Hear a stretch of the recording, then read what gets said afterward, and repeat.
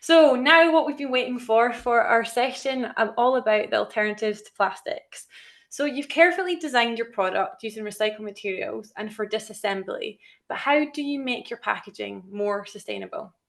Sian Sutherland is the founder of Plastic Free, and she will share with you her campaign and their plastic free material library. To give you a little bit more context on Shan, she's igniting social change and creating brands, campaigning and businesses with soul. Sorry, let me start that again. Igniting, bit of a mouthful. Igniting social change, creating brands, campaigning and businesses with soul is Shan's passion.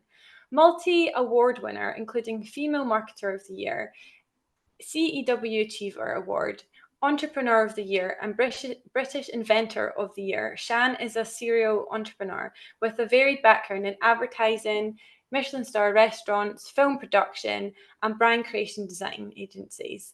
In 2016, Shan co-founded A Plastic Planet, a global campaign organisation with a single goal: to ignite and inspire the world to turn off the plastic tap. As entrepreneurs, they bring a fresh, pro-business, solution-focused approach to environmental issues. A Plastic Planet are highly vocal in the world's media, working collaboratively with industry, retailers, governments, legislators, and the UN to accelerate the pace of change at all levels. Wow, what a bio, Shan. Over to you. Oh my God, thank you, Alicia. I'm really worried. I've now got 11 minutes before the Q&A, and I've got a lot to go through. So good afternoon, everybody. Thank you so much for joining me.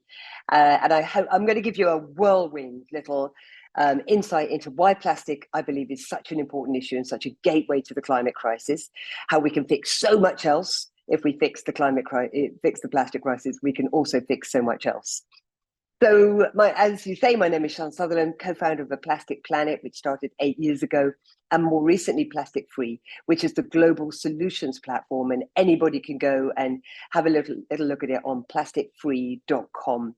It was built by creatives for creatives to really empower that audience to feel confident to push back against that inevitable creative brief that, as you say, Alicia says, oh, just use a recycled polymer, just use a bioplastic. We've got to move on from plastic, and I'm about to tell you why. Pulling back, big picture. If anybody hasn't seen the images from the James Webb Telescope, I urge you to go online and have a look, because it's just extraordinary to see, what I'm showing you on the screen now. I hope you can see it clearly. This is what's called the Pillars of Hercules. This is where stars are born. We can now see, just in the last couple of years, 1,000 times further than we could ever see before. So it's really given us a much stronger sense of place of where we on planet Earth fit into this massive universe, the scale of everything. But I think it also makes us realize that this little blue and green marble is unbelievably rare. There is no other planet like it, certainly one that we can see. So we need to look after it. And as we also know, that little blue and green planet, our home, is on fire. Last year alone, we witnessed 7 once-in-a-thousand-year extreme weather events. This year, El Nino has just started, and we will see even more. So we're living in this world. I'm not going to go through this entire slide, but because we haven't got time. But this is a snapshot of what does it mean? What does this warming actually mean? 2 billion people migrating, coming north. We have seen nothing yet on migration, let me tell you. All the supply chains, so your clients, your businesses. At the moment, we look at the global south really as a treasure chest of natural resource and of workforce. This is going to change. We're going to see weaponization of food, securitization of water, all of these things. And the very infrastructure of the cities that we live in are not built for the heat that we're about to see. So in a world where we always say, oh, who knows what's going to happen? We know what's going to happen with climate. So the time is now for us to do something about it. The future really has never been more predictable. We know that we are going to see more climate devastation. We hope less fossil fuel dependency, but definitely we're going to have fewer ecological resources. So the question really to every client, to every business on the planet that we pose is, can you afford not to be ready for this very predictable future? Every board is considering what is the cost to transition right now. So wherever you are in that chain of command, you know that these conversations are happening at stakeholder, at boardroom level, because everybody knows tremendous change of how we exist, how we live on the planet is going to happen. And where does industry sit there? And who are the people that can help lead us through it? More later on that. So it's easy to think that in this whole disaster, the climate crisis, that we should really just be focusing on emissions, greenhouse gas emissions, carbon, methane, all of those things, energy usage. And maybe we could deal with plastic a bit further down the road. I get that pushback all of the time.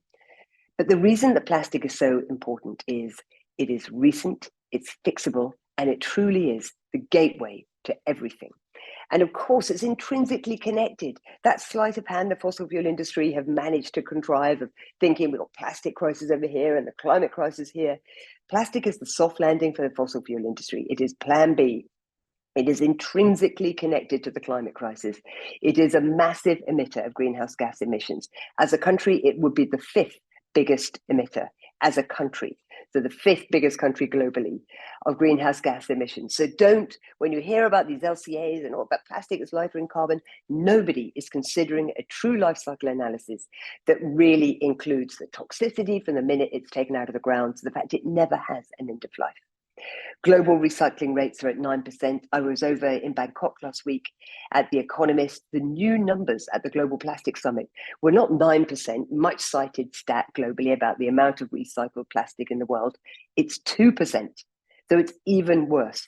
Massive amount in our soil. It's not just our ocean, and it isn't packaging, it's clothing. 70% of all our clothing are just plastic bags hanging there.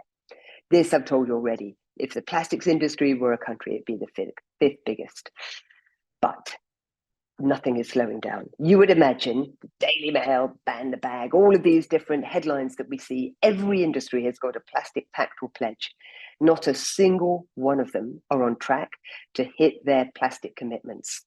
It's very, very difficult to wean ourselves from plastic because it's embedded as a fossil fuel in every layer of everything that we do. The paint on the walls of the room I'm in now. The second biggest user of plastic is not textiles, as you would imagine. It's actually the built environment. The plastic is everywhere. It's in every lungful of air we breathe, and we have to slow down. And even if we didn't care about the turtle with a straw up its nose or the devastation that we see on beaches, the other reason that I think the plastic crisis is an extraordinary gateway is the invention of that material broke the system. It broke the system from take from nature, make something, repair, refill, renew, rent, share, to take, make, use it once, chuck it in a bin for some mythical, magical recycling fairy to not do anything with. So recycling plastic is fundamentally not the answer. And if you think about it, this massive ramp up to our hyper-consumptive levels, our single-use lifestyle that we think is normal now, has really been enabled by plastic. It's very easy, particularly if you're a little younger than me, to think that plastic's always been with us, that it's perhaps an element like aluminium or copper or cobalt. It's not on the periodic table. It is a mixture of chemicals. Many of them are toxic. We use 13,000 chemicals to make plastic. And when we recycle those plastics, those chemicals compound up. And as those chemicals compound up, we lose all traceability for and any kind of accountability for what happens to them. Plastic was never invented to be circular. It was invented to be used for things that last for centuries. 40% of all plastic is used for packaging. How bonkers is that when you think about it? We use something for moments that exist for centuries. That's where it goes wrong. So it doesn't fit into a circular model. It was never designed to be so. It's not like aluminium or glass. This visual, all of you will have seen, the linear economy, where we are now. We're talking and trying to get into a recycling economy. And fundamentally, we now aspire to this new thing called a circular economy. But I want to give you a provocation. That circular economy model, the problem with that, at the end, you could see there was still a bin. And this is why. Because what we currently take from nature, we take nutrients from nature, because everything is a nutrient for the next stage of growth in nature. It's entirely circular. But then we chemically modify them, like leather. We take skin, we tan it, we use chromium, heavy metals, toxic dyes. So eventually, when it does go back to nature, it goes back as toxic waste. So our circular model, unless we keep the nutrient quality of every material that we make, it can never go back to nature. So nature is binary. Everything we give back to nature will be a toxin or it will be a nutrient. So what we need to rethink whenever we're looking at materials is it able to go back to nature, chemical-free, toxin-free, and of course plastic-free, because we're simply borrowing it and we need to give it back in a very safe form. And of course, we need to use a lot less. At the moment, we are using nearly 2 planets worth of resource every single year. We're literally taking the resources from our children's future, selling them today and calling it GDP. This thing called waste has been normalized. I had a call the other day from a journalist saying, what do you think about this idea of having 6 bins in your kitchen and us segregating our waste? I was like, I think you're asking the wrong question. It's not, is it 2 bins or 3 bins or 6 bins? It's this. Why is there any bin? Why have we normalized waste? We're the only species on the planet that creates waste. So how can we rethink all of these things? So a provocation for you that instead, I'm sorry I'm going so fast, I'm really aware of the time, instead of thinking of the plastic crisis as a problem, let's think of it as a little tap on the shoulder.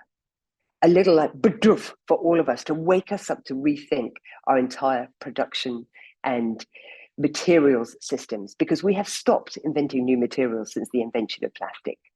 But we need to stop talking about it and we need to move to action tanks. So I want to straight away flick you through a few solutions that we feature on plasticfree.com. The FMCG industry, look at the amount of plastic that we produce, 40%, as I mentioned. And it's largely the single-use nature of products that's the most problematic for the planet. So whatever you're making something of, perhaps we can rethink something. And I want to introduce you to something that's coming very, very fast down the line. You won't find anything about it online yet because the world of Reposit is currently being built. But it's this. Instead of that wall of Jurassic Park plastic bottles, imagine if those bottles looked like this. Imagine if packaging was permanent. It wasn't single use. Imagine if it was standardized. So I'm introducing you now to a little glimpse into the future, which is Reposit, a collaborative, returnable, standardized packaging platform for the benefit of all stakeholders that rewards the shoppers. Completely convenient, not a refill system.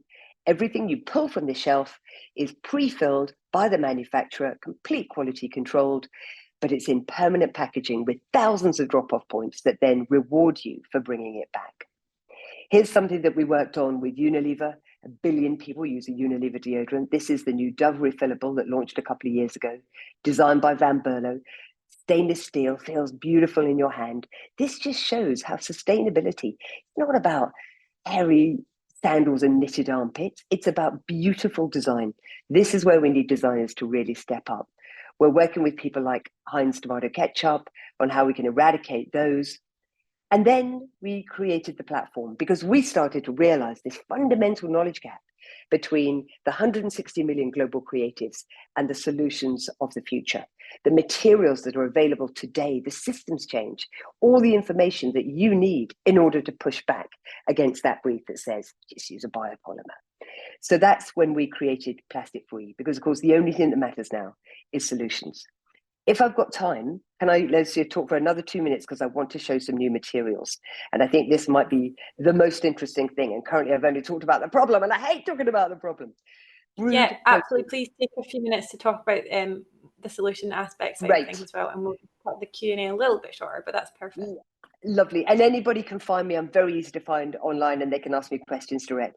This was launched only 2 weeks ago. It's brewed protein. It's the first full collection from a company called Goldwyn. It's in Japan. It's mass-produced brewed protein fiber from Spiber. It's protein polymers that you're using DNA sequencing and microbial fermentation. So this is very exciting because of course it's expensive and of course it's rare, but everything starts that way, as did plastic, before things scale up. A much simpler solution, but what I love about this is Boucheron, premium jewelry brand, they were using 11 mixed materials. And they've changed their entire packaging from that normal hinged, the da-da ring box to rethinking everything. And they're only using 2 materials now, which is aluminium and wool felt.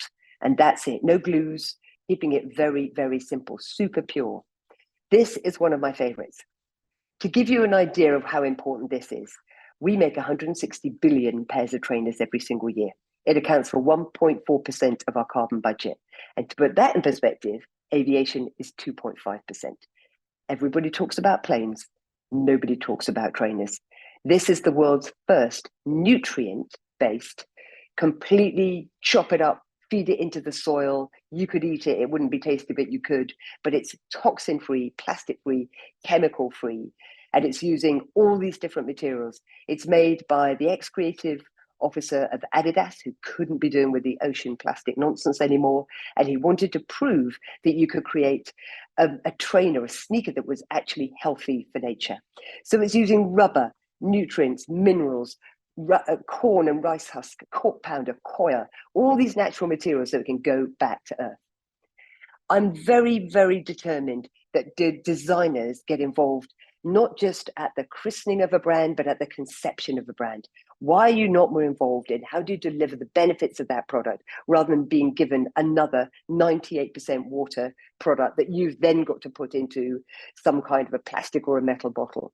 Here is a fantastic skincare brand called Onology, and they are creating these super concentrates that you just add water. But I think a really brilliant tomorrow system. This one I absolutely love because I'm sure a lot of you like nut milks, but nut milks are a massive user of Tetra Paks, multi-laminate, never going to be recycled. This is a great alternative where it's a concentrate, so you can actually have 27 servings in one tiny little jar, which saves 87% of packaging. No refrigeration needed. You could even just add a little bit of that concentrate direct into your drink. So nut milks suddenly not needing any plastic packaging. This one, a lot of you will know Ganni, the fantastic Danish fashion brand, and they're working together with Modern Synthesis. It launched only a few weeks ago at the London Design Festival. It's a one-off, but it's in R&D right now for scaling, and it's using nanocellulose, fine filament fibers produced by certain bacteria cultivated over a framework of threads so that you can literally grow a bag. The bacteria is fed on agri-waste. It converts the sugar into this nanocellulose material. It is 8 times as strong as stainless steel.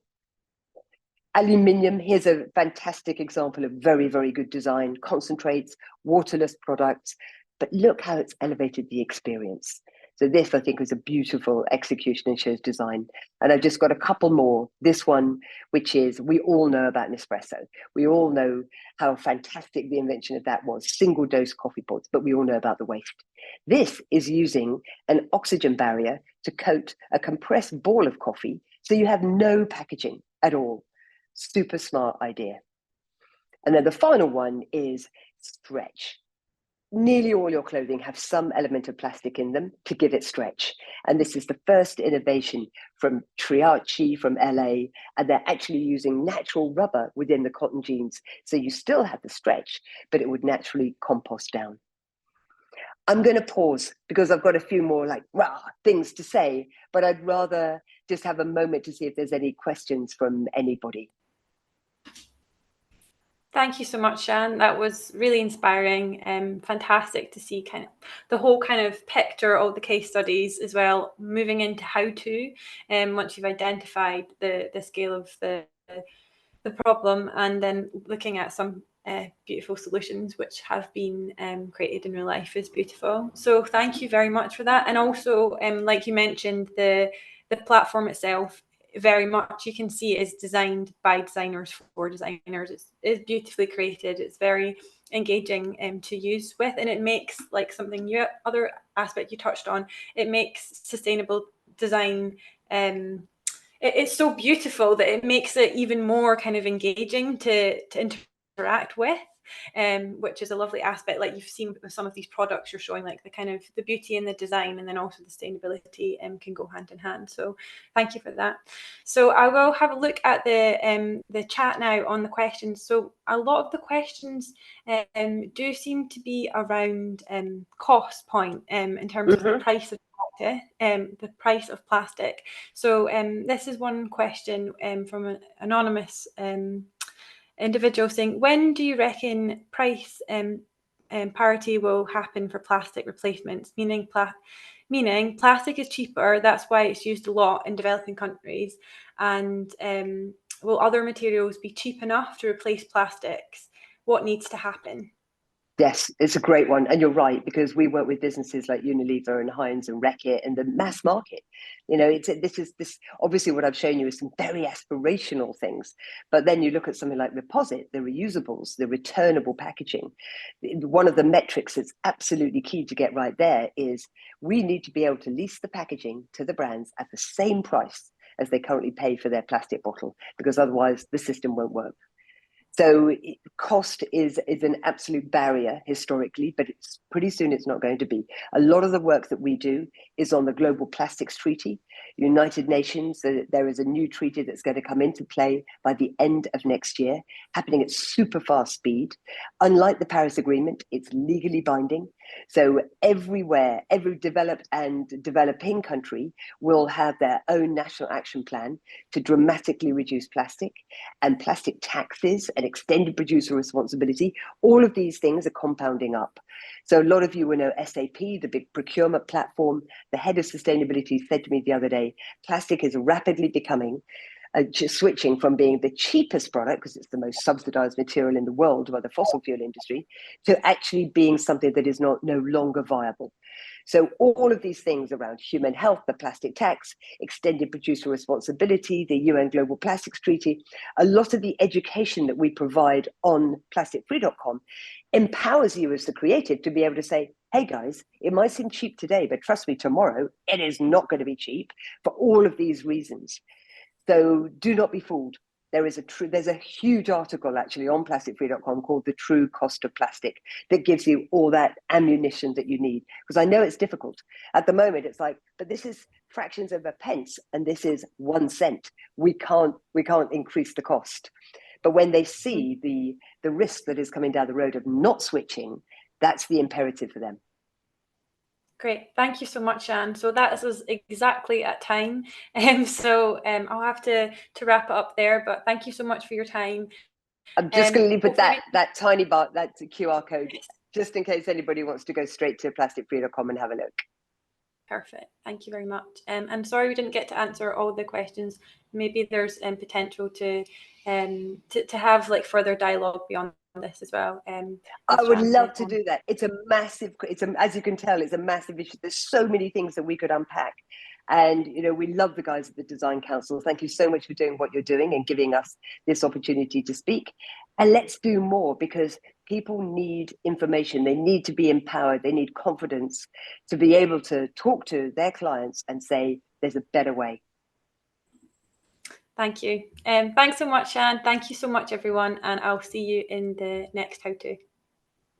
Thanks, Alicia.